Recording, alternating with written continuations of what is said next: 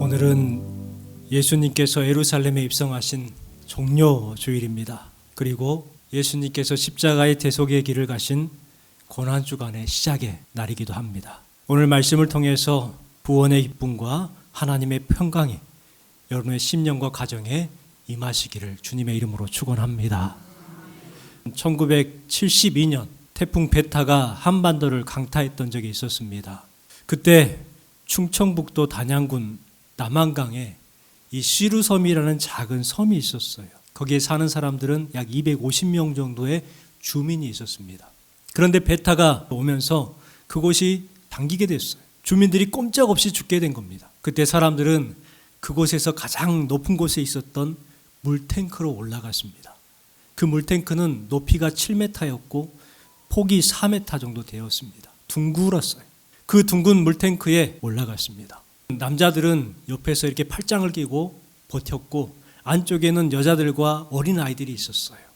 그렇게 14시간을 버텼습니다. 그리고 그 다음날 자연적으로 물이 이제 조금씩 빠지면서 묻이 드러나기 시작했습니다.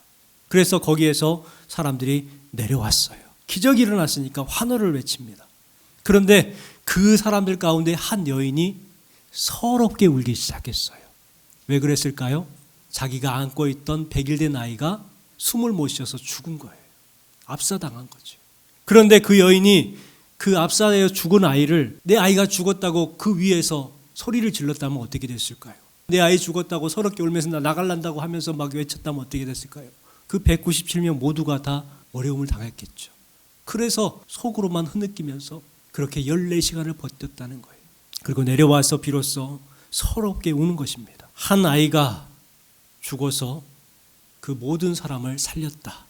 이것이 바로 하나님의 사랑이요 십자가를 지신 예수님이 바로 그와 같은 마음이 아니었을까요? 종려주일은 예수님께서 예루살렘에 입성하시던 날, 그날 수많은 사람들이 종려나무 가지를 흔들면서 호산나 다윗의 자손이여 찬송하리로다 환호했던 것을 기념해서 지키는 주일입니다. 종려나무는 승리, 그리고 번성, 기쁨을 상징합니다. 그리고 호산나는 이제 우리를 구원하소서라는 뜻입니다. 사람들은 그날 호산나 다윗의 자손이여 우리를 구원하소서 하면서 외쳤습니다. 환영했습니다. 그런데요, 그 외침이 며칠 후에는 어떻게 바뀌냐면 예수를 십자가에 못 박아라 외침으로 바뀌었습니다. 환호가 정죄로 바뀌었고 찬송이 배신으로 바뀌었어요. 예수님은 그렇게 될 것을 아셨을까요? 모르셨을까요? 예수님은 그것을 모두 다 아셨습니다. 그런데도 그 고난의 길을 피하지 않으시고 그 모든 것을 감당하셨어요. 이것이 바로 아가페의 사랑입니다. 영국에 있는 런던의 한 교회에서 목사님께서 예배당에 큰 십자가를 하나 세웠습니다. 그 모습을 보고 한 아이가 목사님에게 묻습니다. 목사님, 왜 교회에는 십자가가 있어요? 하고 물었어요. 목사님은 아이에게 설명합니다. 예수님이 우리를 사랑하셔서 그곳에 죽으셨기 때문이야. 그러자 그 아이가 이렇게 대답을 합니다. 목사님, 그럼 십자가는 예수님의 사랑이네요? 여러분, 그렇습니다. 십자가는 단순히 종교적 상징인물이 아니에요. 액세서리도 아닙니다. 십자가는 하나님이 우리를 어떻게 사랑하셨는지를 가장 확실하게 보여주는 증표예요. 그래서 우리는 십자가를 볼 때마다 하나님이 나를 저렇게 사랑하시는구나 라는 것을 깨달아 알아야 된다는 거예요. 그 사랑을 누리시는 여러분 되시기를 주님의 이름으로 축원합니다. 예수님께서 예루살렘에 입성하실 때에 제자들에게 명령하신 것이 있었습니다. 이르시되 너희는 맞은편 마을로 가라. 그리하면 곧 매인 나귀와 나귀 새끼가 함께 있는 것을 보리니 풀어 내게로 끌고 오라. 주신 말씀에 보면 제자들을 보내서 명령하는데요. 이상한 명령을 하세요. 매인 나귀와 나귀 새끼가 함께 있는 것을 보리니 풀어 내게 끌고 와라. 이렇게 명령합니다. 궁궐에 가서 백마를 끌고 와라. 마차를 가져와라. 말하지 아니하시고 이름 없는 마을에 그 매여 있는 나귀와 그 나귀 새끼를 끌고 오라는 거예요. 보통 사람들이라면 이해할 수가 없어요. 권력을 가진 사람이 최소한 100만은 타야죠. 화려한 마차를 끌고 행렬을 해야 하지 않겠습니까? 그런데 예수님은 어린 나귀 새끼를 타셨어요. 사람들은 예수님의 모습에 기대가 있었을 겁니다. 야, 메시아가 오는데 아마 다윗과 같은 영웅, 그 영웅처럼 올 거야. 여러분, 대통령을 보면은요, 의전을 담당하는 보좌관이 있습니다. 의전 보좌관이 있어요. 머리 스타일, 얼굴 화장하는 것, 넥타이, 와이셔츠, 여기에 내는 배지, 이 모든 것들이 다 담당을 해요. 예수님도 이 정도는 돼야 되지 않을까요? 예수님 100만은 타셔야죠. 마차를 끌고 가야죠. 세상에 나귀 새끼가 뭡니까? 그런데 예수님은 다 거절하시고 초라한 새끼 나귀를 타셨습니다. 성경학자들은 이 장면을 묵상하면서 가슴 저미는 아픔을 느낀다라고 고백을 합니다. 새끼 나귀를 탄 모습이 메시아의 행차로는 보이지 않는다는 거예요. 오히려 마치 좀 우스꽝스러운 돈키호테 같은 모습이라는 거예요. 여기에는 아주 중요한 영적 메시지가 있다는 거예요. 하나님의 말씀을 이루기 위해서 말씀 앞에 겸손하신 예수님을 발견할 수 있다라고 성경학자들은 말합니다. 여러분, 예수님께서 왜 백마가 아니라 마차가 아니라 그 나귀 새끼를 탔냐고요. 4절 말씀해 보세요. 그는 겸손하여 나귀 곧 멍에 매는 짐승의 새끼를 탔도다 하라 하였느니라. 예수님께서 왜 나귀 새끼를 타셨냐고요. 하나님의 말씀에 그렇게 애언이 되어 있기 때문이라는 거예요. 우리는 이 말씀을 통해서 진정한 겸손이 무엇인지를 알 수가 있습니다. 여러분, 겸손이 뭐예요? 다른 사람 앞에 가서 머리 조아리면서 암요, 그럼요, 당연하지요 이렇게 말하는 게 겸손일까요? 아니에요. 이것은 세상적인 인간적인 겸손을 말하는 거예요. 그렇다면 성경에서 말하는 겸손이 뭐냐? 예수님께서 보여주신 것이 바로 겸손이에요.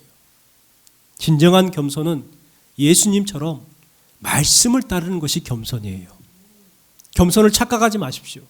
예수님은 말씀을 따랐어요. 마가복음 14장 36절 말씀에 보니까 아빠 아버지여, 아버지께서는 모든 것이 가능하오니 이 잔을 내게서 옮기시옵소서. 그러나 나의 원대로 마옵고 아버지의 원대로 하옵소서. 이것이 겸손이라는 거예요.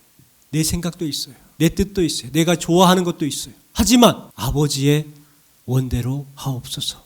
그대로 아버지 원대로 하겠습니다라는 거. 이것이 겸손이에요. 여러분, 말씀대로 행하는 겸손한 성도가 되시기를 주님의 이름으로 축원합니다. 오늘 주신 말씀을 통해서 예수님께서 왜 새끼 나귀를 타셨던 이유가 무엇인가 생각해 보는 시간을 가졌으면 좋겠습니다. 새끼 나귀와 같은 사람도 쓰신다라는 것입니다. 5절 말씀에 보면 시온의 딸에게 이르기를 내 왕이 내게 임하나니 그는 겸손하여 나귀 곧 멍에 매는 짐승의 새끼를 탔도다 하라 하였느니라 말씀하고 있습니다. 예수님은 인류 구원을 위해서 대속 사역을 위해서 멍에를 매지 않는 나귀 새끼를 타셨어요. 볼품없는 나귀. 그것도 나귀 새끼를 타셨다는 거예요. 정말 체면이 서지 않습니다. 그 모습이 얼마나 우스꽝스럽습니까? 그런데도 예수님은 그 부끄러움을 개의치 아니하시고 새끼 나귀를 타셨습니다. 예수님은 우리가 생각하는 권력자의 모습이 아니라 세상이 말하는 권력자와 다른 분이라는 것을 분명하게 나타내 주시는 말씀입니다. 어떤 분으로 오셨습니까? 겸손의 왕으로, 평화의 왕으로 오셨어요. 그 말씀을 스가랴서 9장 9절 말씀 거기에 예언되어 있습니다. 새끼 나귀를 타셨다는 거예요. 구원을 베푸시며 겸손하여 나귀를 타시나니. 여러분, 나귀는 겸손과 평화를 상징한다고 합니다. 예수님은 하늘 권세를 가지신 분이잖아요. 가장 높은 곳에서 가장 낮은 곳으로 내려오셨어요. 태어날 때부터 생각해 보십시오. 가장 작은 동네 베들레헴에서 태어났었어요. 사람들이 싫어하는 그 마구간, 냄새 나는 곳에서 말구유에 누이셨어요. 그리고 가장 낮은 십자가, 그 십자가에서 또 죄인의 자리까지 내려오셨어요. 그런데 우리는 그렇게 살아가지 못하죠. 겸손하지 못합니다. 예수님께서는 가장 높은 곳에서 가장 낮은 곳으로 내려오셔서 흉악한 십자가에 달리셔서 대속을 이루셨는데 우리는 계속해서 높아지려고만 합니다. 겸손의 모습은 보이지 않습니다. 조금 더 가졌다고, 저 사람보다 조금 더 배웠다고, 어떤 분들은 저 교회보다 조금 더 큰 교회 다닌다고 다른 사람들을 무시합니다. 거들먹거립니다. 여러분에게 질문 하나 할게요. 그런 사람들이 예수님을 아는 사람들일까요? 모르는 사람들일까요? 예수님을 모르는 사람들이죠. 예수님을 안다면 그들이 그렇게 살아갈 수 있을까요? 예수님을 믿는다면 그들이 그렇게 행할 수 있을까요? 조금 못 배웠다고, 조금 못 가졌다고, 조금 작은 교회 다닌다고 거들먹거리면서 여러분 그런 행동과 그런 모습과 그런 말을 하는 사람은요, 예수님을 모르는 거예요. 예수님은 어떤 사람을 쓰실까요? 새끼 나귀 같은 사람을 쓰셔요. 연약하고 부족한 사람을 쓰신다는 거예요. 예수님께서 제자들을 부르실 때에 왕족 출신을 부르지 않으셨어요. 뭐 학자라든지 지도자를 부르지 않으셨어요. 갈릴리의 출신 어부들, 못 배우고 가난하고 힘없는 사람들을 제자로 삼으셨어요. 그들을 어떻게 쓰셨어요? 능력 있는 사람들로 쓰셨다니까요. 왜 예수님은 저와 여러분을 이곳에 부르셨을까요? 여러분이 사회적으로 능력이 있어서, 경제력이 있어서, 많이 배우셨어요? 그런 것 때문에 여러분 부른 거 아니에요. 내가 뭐 대단해서 여기에 세운 것이 아니라 내가 바로 나귀 새끼거든요.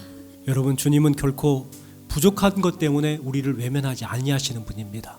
오히려 부족하기 때문에 우리를 부르십니다.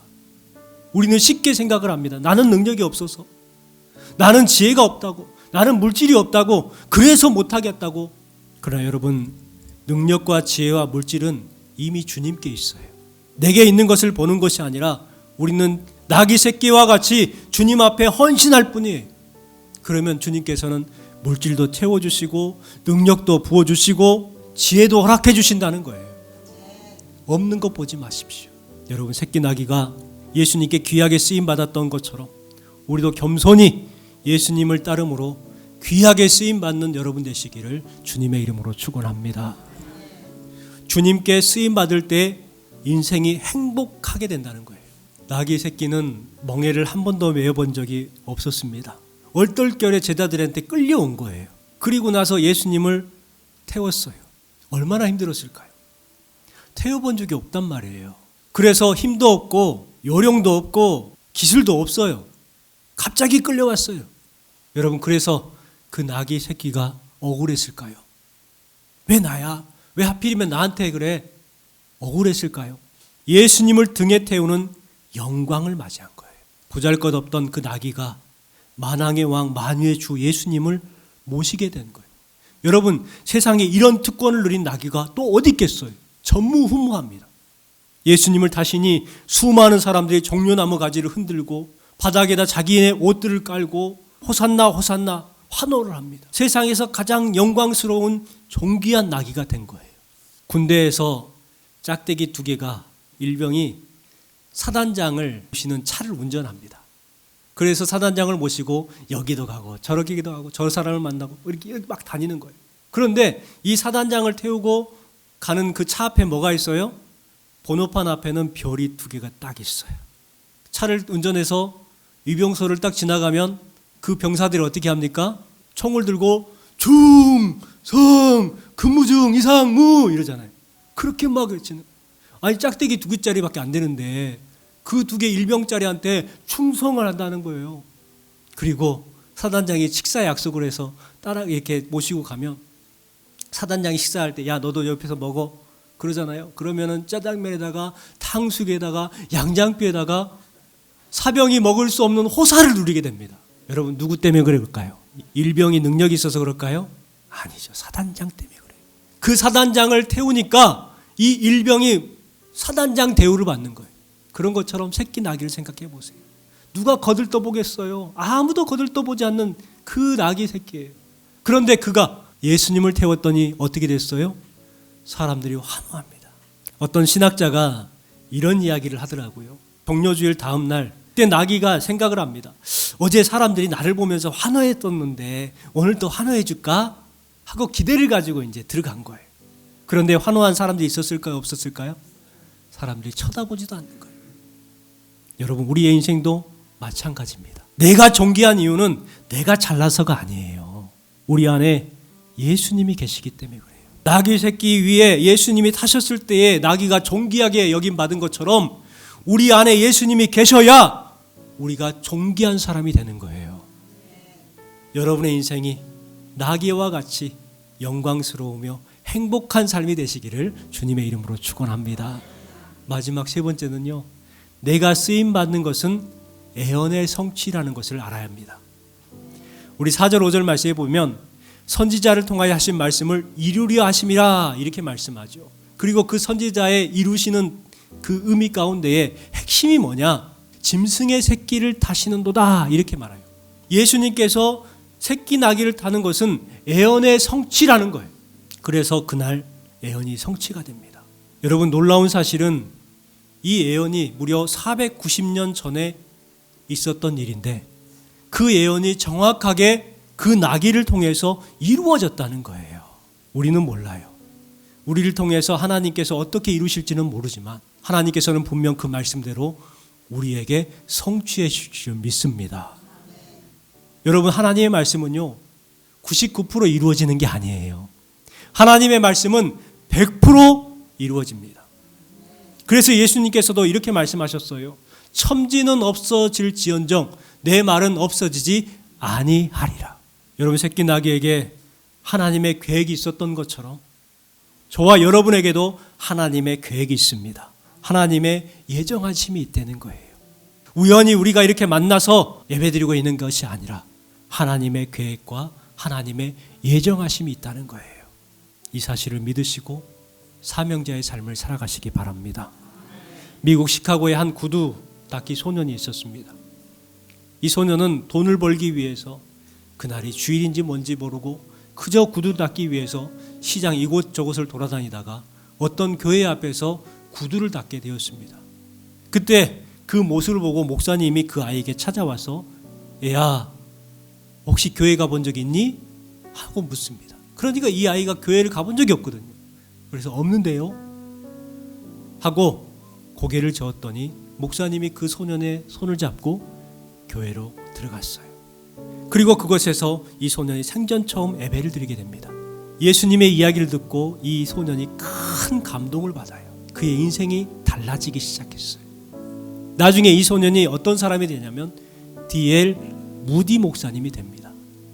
이 무디 목사님은 아주 가난한 구두 닦기 소년이었어요. 아무도 그를 인정해 주지 않고 보지 않았던 나귀 새끼와 같은 존재였어요. 그러나 하나님은 그 소년을 보셨어요. 그리고 그 소년을 통해서 수많은 사람의 영혼을 구원하게 하셨어요. 보잘것없는 그 소년을 통해서 하나님의 말씀이 이루어지게 하셨다는 거예요. 나귀를 통해서 하나님의 예언을 성취하셨던 것처럼 하나님께서 저와 여러분의 삶을 통해서도 하나님의 뜻을 이루어가는 행복한 성도의 삶, 영광된 성도의 삶이 되시기를 주님의 이름으로 축원합니다.